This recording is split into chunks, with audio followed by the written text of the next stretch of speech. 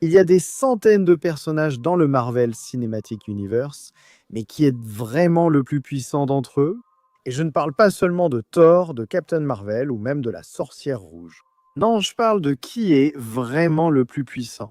Erazim Strange Supreme, Loki, Ultron Infinity. Qui est vraiment le personnage le plus puissant du Marvel Cinematic Universe? Allons-y. Et pour commencer la liste, nous avons Adam Warlock. Il servira de référence pour cette liste, alors que nous cherchons le personnage le plus puissant du Marvel Cinematic Universe, parce qu'Adam Warlock est déjà incroyablement puissant. Il peut affronter seuls les gardiens de la galaxie sans difficulté. Mais même s'il est vraiment redoutable, encore une fois, ce n'est que la base. Adam a été libéré de son cocon prématurément. Il n'est pas aussi puissant qu'il pourrait l'être. Et nous ne faisons vraiment que commencer ici. Icare est le chef et le membre le plus puissant des Éternels. C'est un super robot doté d'une puissance cosmique. Il fonctionne en gros comme Superman dans le Marvel Cinematic Universe, c'est l'Éternel le plus puissant qui existe. C'est une menace à l'échelle d'un pays. Il est pratiquement immortel et peut littéralement voler plus vite que la lumière. Il aurait probablement été bien plus haut dans ce classement s'il n'avait pas eu de remords et ne s'était pas jeté tête la première dans le soleil. Parce qu'une seule apparition ne va pas te faire grimper très haut ici. Gaïa était l'une des premières super Skrulls qui existent. Et mec, elle est incroyablement puissante.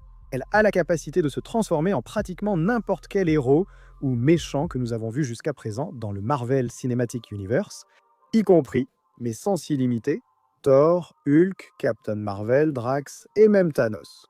Donc comme la force de Hulk, les pouvoirs énergétiques de Captain Marvel, l'agilité de Spider-Man et les compétences de combat de Captain America, tout cela réuni en une seule personne. Mais même si elle peut copier les pouvoirs des autres, je ne veux pas vraiment dire qu'elle est aussi puissante, ou même plus puissante, que les personnes dont elle copie les pouvoirs. Du moins pas seulement sur la base d'un seul combat. C'est pour ça qu'elle est ici dans la liste. Je ne pense pas que ce soit une surprise que Hulk soit un peu une déception dans le Marvel Cinematic Universe. Il a commencé très fort dans l'incroyable Hulk et dans les Avengers, a eu de bons moments dans Thor, Ragnarok, mais ensuite il a perdu contre Thanos dans Infinity War, est devenu le professeur Hulk et n'a jamais réussi à s'en remettre. Mais quand même, hein, c'est Hulk. Le grand gars est incroyablement fort et il a accompli de grands exploits au fil du temps, en se battant contre Thor, en frappant en surture au visage ou même en claquant des doigts avec le gant de l'infini. Kiori était simplement une jeune femme ordinaire jusqu'à ce que son village soit attaqué et qu'elle tombe dans les eaux remplies de Tesseract du lac interdit. Cela l'a transportée dans le monde céleste où elle a acquis des pouvoirs et des capacités vraiment incroyables. Elle a absorbé l'énergie et la puissance de la pierre de l'espace, ce qui signifie que Kiori peut désormais canaliser cette énergie cosmique comme elle le souhaite. Elle peut se déplacer à une vitesse surhumaine, manipuler des objets dans les airs, contrôler leurs mouvements et même créer instantanément des portails vers n'importe quel endroit du multivers et y envoyer des gens simplement par la pensée.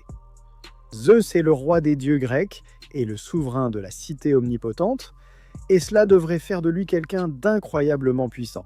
La cité omnipotente abrite tous les dieux les plus puissants qui existent, et Zeus règne sur eux tous. Mais Thor a littéralement mis Zeus hors de combat d'un seul coup. Donc, ça te fait penser que même si Zeus a peut-être été puissant à une époque, il s'est clairement laissé aller, et il n'est en fait plus du tout le dieu le plus puissant qui existe. Amit était une aînée notoire qui rendait son jugement sur les impurs et les méchants en dévorant leurs âmes.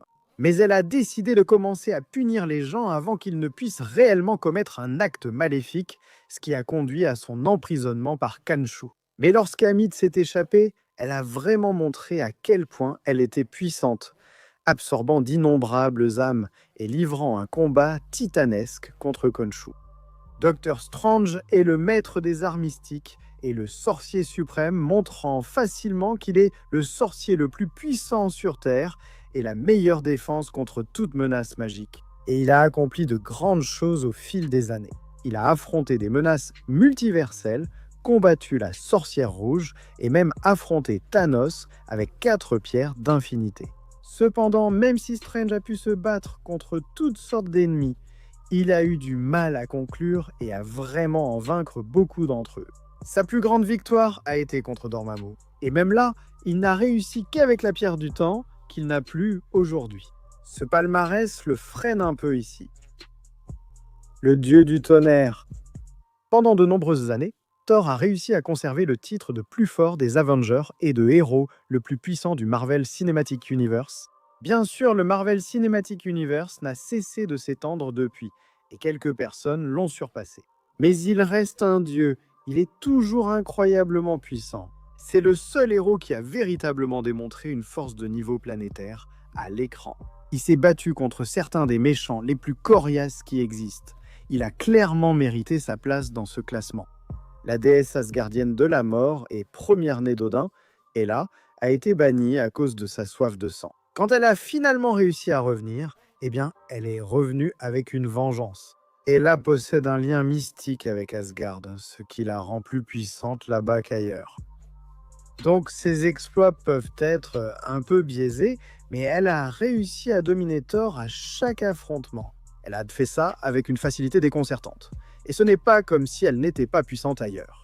Elle a littéralement brisé Mjolnir dans la paume de sa main, alors qu'elle était encore sur Terre. Alors oui, Kang le Conquérant a été vaincu par une armée entière de fourmis.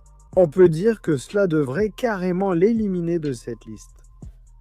Mais il était un peu affaibli à ce moment-là et on dit qu'il a tué d'innombrables versions différentes des Avengers, y compris celle de Thor, et qu'il a réussi à détruire des mondes et des lignes temporelles entiers. Donc si tout cela était vrai, alors cette place est probablement un peu sous-estimée. J'ai donc choisi de couper la poire en deux, et c'est ainsi que Kang s'est retrouvé ici. Le dieu égyptien de la lune, Khenshu, a clairement un faible pour l'humanité et continue d'aider les hommes à travers son avatar, le chevalier de la lune. Même s'il n'a pas été particulièrement impressionnant lors des combats, on voit Khenshu à plusieurs reprises déplacer des étoiles, des lunes et des planètes simplement par la pensée. Maintenant, cela pourrait n'être rien de plus qu'une simple illusion. Mais s'il y a une part de vérité là-dedans et que Khenshu déplace réellement des planètes avec facilité, alors il est l'un des dieux les plus puissants que nous ayons jamais vus. Gorr, surnommé le boucher des dieux, est un extraterrestre qui était autrefois un fidèle dévoué de sa religion, mais qui s'est tourné vers la violence lorsque les dieux l'ont ignoré, ce qui a conduit à la mort de sa fille Amour. À partir de là, nous avons décidé d'exterminer tous les dieux. Il a pu se battre à égalité contre Thor et le vaincre, mais c'est surtout la peur qu'il inspirait à tous les autres dieux qui étaient impressionnantes. Thor pensait qu'il devait rassembler une armée composée de tous les dieux les plus puissants de l'univers pour avoir une chance de le vaincre. Captain Marvel est pratiquement dans une catégorie à part comparée à beaucoup d'autres héros du Marvel Cinematic Universe. Seulement quelques-uns. On peut à peine comparer qui que ce soit à elle maintenant qu'elle a eu des améliorations majeures avec son nouveau film. À son meilleur niveau, eh bien, elle est au moins des centaines de milliers de fois plus rapide que la vitesse de la lumière. Elle peut se battre contre Thanos et le surpasser. Même s'il portait le gant de l'infini, c'est quand même mieux que tout ce que n'importe qui d'autre a jamais fait. Et elle a vraiment réussi à rallumer une étoile uniquement grâce à sa propre puissance brute. Elle est vraiment dans une catégorie à part. Il a fallu un certain temps pour que Wanda Maximoff devienne officiellement la sorcière rouge. Mais quand elle l'a fait, eh bien, elle a vraiment consolidé sa place comme une force incontournable dans le Marvel Cinematic Universe. C'est l'une des utilisatrices de magie les plus puissantes que nous ayons jamais vues, au point où elle est plus puissante que le sorcier suprême. Doctor Strange a dit qu'il n'avait aucun moyen de la vaincre et qu'elle pouvait affronter tous les sorciers de la Terre en même temps. Et elle est tout aussi puissante face aux héros normaux aussi. Elle a facilement vaincu à elle seule les Illuminati qui comprenaient une version alternative de Captain Marvel. La sorcière rouge a été présentée comme une menace multiverselle et elle a vraiment été à la hauteur de cette réputation. Surdé a toujours été la fatalité. Pendant d'innombrables millénaires, on racontait qu'il provoquerait le Ragnarök, détruisant Asgard et consumant entièrement le royaume. Odin et les Asgardiens ont tout fait pour empêcher cela, mais ils ne pouvaient pas lutter contre le destin pour toujours. Surtur a finalement atteint Asgard et a tout détruit. anéantissant complètement tout le royaume. Le roi d'Asgard et le souverain des 9 royaumes, Odin, a longtemps été une figure incontournable du Marvel Cinematic Universe, l'un des êtres les plus puissants qui existent. Je veux dire, c'est le père de Thor et Hela. Vous pouvez être sûr que c'est une véritable force de la nature. C'est lui qui a réussi à vaincre Surtur et à l'emprisonner afin d'empêcher le Ragnarok d'avoir lieu. Il a vaincu et emprisonné Hela. Il peut détruire des mondes entiers et sa magie était vraiment de tout premier ordre. Il peut créer des étoiles rien qu'en y pensant. Ego est à la fois un céleste et une véritable planète vivante. Vous pouvez être sûr qu'il est incroyablement puissant. Je veux dire, son plan entier est de s'étendre à travers toute la galaxie et de tout mettre sous son contrôle en devenant littéralement un avec la galaxie. Et techniquement, il avait déjà la moitié du pouvoir nécessaire en lui pour le faire. Donc s'il s'était contenté de devenir un avec la moitié de la galaxie, eh bien, il aurait pu le faire tout seul. Je t'avais dit qu'il était puissant. Elyat est une entité transtemporelle créée par des failles dans l'espace-temps. Et il sert maintenant de gardien du vide. Il peut tout consommer, l'énergie, la matière, même le temps et l'espace. Rien n'est laissé derrière lorsque Elyat passe. En fait, Elyat est la raison même pour laquelle la guerre du multivers a pris fin. Il a dévoré d'innombrables versions ramifiées de la réalité et a tout transformé en néant. Dormammu est un être plus ancien que le temps lui-même, existant en dehors de notre conception de la réalité en tant que souverain de la dimension noire. Il a un contrôle absolu et total sur la dimension noire, qui n'est qu'une amalgamation de tous les innombrables univers que Dormammu a consommés par le passé et amenés dans son royaume. Et son plan est de conquérir et d'absorber tous les univers infinis à travers le multivers, en les amenant tous dans la dimension noire. Bien sûr, aussi puissant soit-il, il a tout de même un énorme talon d'Achille. Si tu es capable de contrôler le temps, eh bien alors tu peux le vaincre. Et étant donné que pratiquement tous les autres sur cette liste peuvent contrôler le temps, eh bien cela signifie que pratiquement tous les autres, à partir de maintenant, peuvent le battre. Thanos, pendant un bon moment, il est resté au sommet du Marvel Cinematic Universe en tant qu'être le plus puissant qui soit. Principalement parce qu'il avait le gant de l'infini et que personne d'autre ne l'avait. Depuis, quelques personnes ont aussi mis la main sur les pierres d'infinité. Ils ont même montré de meilleurs exploits avec elles. Mais n'oubliez jamais que Thanos était l'original. Et n'oubliez jamais qu'il a réussi à tuer littéralement la moitié de tout l'univers aussi. C'est un seigneur de guerre, un maniaque génocidaire, et pourtant l'un des plus grands puissants à ce jour. Quand Steve Rogers n'a pas pu prendre le sérum de super soldat lui-même, Peggy Carter a pris sa place, devenant Captain Carter, le soldat ultime. Comme Captain America, Captain Carter possède une force, une vitesse et une résistance surhumaine. C'est une combattante de classe mondiale et une menace avec son bouclier en vibranium. Cependant, la version de Captain Carter dont je parle ici est celle où elle s'est battue contre Doctor Strange. Et donc, elle a obtenu l'armure d'Ultron avec les pierres d'infinité et les 6 pierres d'infinité, le casque de Hela et ses pouvoirs, ainsi qu'une épée irradiée au rayon gamma. C'est à ce moment-là qu'elle a fait un bond en puissance et qu'elle est devenue l'un des êtres les plus puissants du multivers. Bien sûr, comparé à des personnages comme Ultron ou même Strange, la Capitaine Carter n'a pas vraiment utilisé tout ce pouvoir de façon très créative et s'est surtout contentée de lancer des rafales d'énergie ou d'essayer de se battre au corps à corps. Doctor Strange était le sorcier suprême et le maître des arts mystiques, déterminé à sauver l'amour de sa vie, Christine Palmer. Et donc, Strange s'est mis à accumuler de plus en plus de pouvoir, à acquérir de plus en plus de capacités, jusqu'à ce qu'il finisse par détruire accidentellement toute sa réalité en essayant de la ramener. C'est là que le gardien l'a trouvé et l'a recruté pour diriger une équipe afin d'empêcher Infinity Ultron de détruire le multivers. Et ce combat opposait principalement Doctor Strange à Ultron. Ultron l'a même reconnu. C'est Strange qui combattait principalement contre les 6 pierres d'infinité dans une menace multiverselle. Et nous avons revu cela lors de son combat contre Capitaine Carter et Kiori. Même avec les pierres d'infinité, leur pouvoir et tous les objets magiques que l'on pourrait souhaiter, Kiori et Carter ont encore du mal à battre Strange tout seul. Il est vraiment aussi puissant.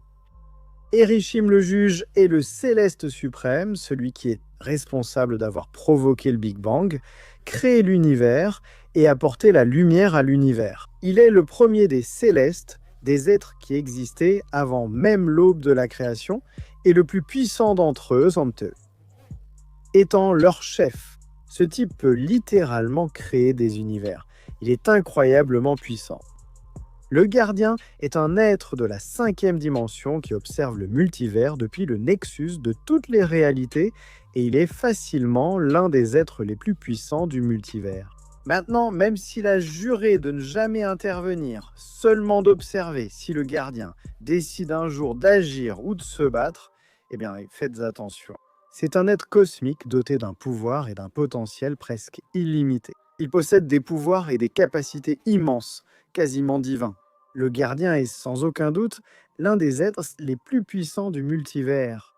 Nathaniel Richards était un scientifique du 31e siècle qui a découvert des univers alternatifs et d'autres versions différentes de lui-même. Lorsque certaines de ces variantes ont tenté de conquérir d'autres réalités, une guerre multiverselle a éclaté. Richards a donc utilisé Eliade comme arme pour finir la guerre. Puis il est devenu celui qui demeure, fondant l'autorité des variations temporelles afin de préserver la chronologie sacrée et s'asseyant à la fin de tous les temps pour empêcher ces variantes de revenir. Il est essentiellement immortel et omniscient. Il a littéralement manipulé tout le multivers depuis son trône à la fin de tout. Dans cet univers, Ultron a réussi sa mission de vaincre les Avengers, et il ne s'est pas arrêté là. Il a rapidement réussi à tuer Thanos, à voler les pierres d'infinité avec tout ce pouvoir, puis il est sorti et a carrément anéanti l'univers. Et alors qu'il se tenait là, baignant dans le silence, eh bien, il a accidentellement découvert l'existence du multivers et il a essayé de le détruire aussi. Il allait détruire absolument toute personne qui se mettait en travers de son chemin. Si ce n'était pas pour les gardiens et le multivers qui ont travaillé ensemble et ont réussi à l'arrêter, eh bien, je ne pense pas que qui que ce soit aurait pu réellement arrêter Ultron. Éternité est une entité cosmique qui est apparue au commencement du temps, avec sa sœur Infinité, son fils Entropie et la mort elle-même. Il représente tout le temps dans l'univers, et avec Infinité, ils sont 2 des 3 forces essentielles de l'univers, étendant toute la vie et la création.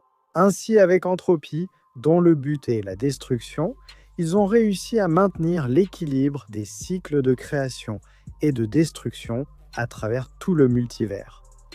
Quand le Marvel Cinematic Universe a commencé, est-ce que quelqu'un pensait vraiment que 15 ans plus tard, Loki serait le personnage le plus puissant de tous ? Moi, je ne le pensais pas. Mais c'est le cas. Il n'y a aucun doute là-dessus. Je veux dire, son pouvoir est littéralement infini et incommensurable. Il a réussi à détruire le métier à tisser temporel, à rassembler toutes les lignes temporelles et tous les univers à travers le multivers et à les forger en une création qui lui appartient, où il règne désormais en maître absolu. Loki est ici un être multiversel complexe. C'est sûrement le personnage le plus puissant du Marvel Cinematic Universe. Mais qu'en pensez-vous ? Donnez votre avis dans les commentaires ci-dessous. Je sais que vous allez forcément avoir des avis et des ressentis là-dessus. Si vous êtes resté jusqu'ici et que vous avez regardé la vidéo jusqu'à la fin, c'est incroyable. Merci beaucoup de nous avoir regardés et de nous soutenir. Et si vous voulez vous abonner, eh bien abonnez-vous. Vous pourrez voir plus de vidéos comme celle-ci chaque semaine. Je vous retrouve la prochaine fois.